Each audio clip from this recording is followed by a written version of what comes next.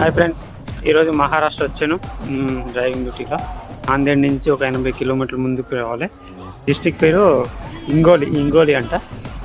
చూద్దాం, ఆకలిస్తుంది, ఏదైనా తినొద్దాం.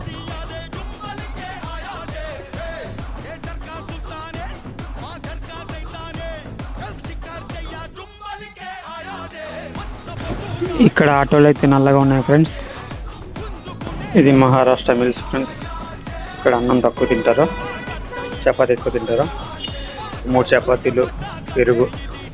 ఇది వంకాయ కర్రీ కాదు, బీరకాయ కర్రీ కాదు, ఇది ఏదో ఉంది.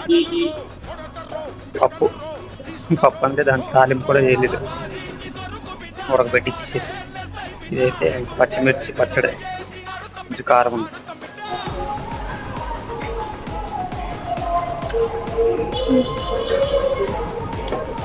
అంత టేస్ట్ లేదు.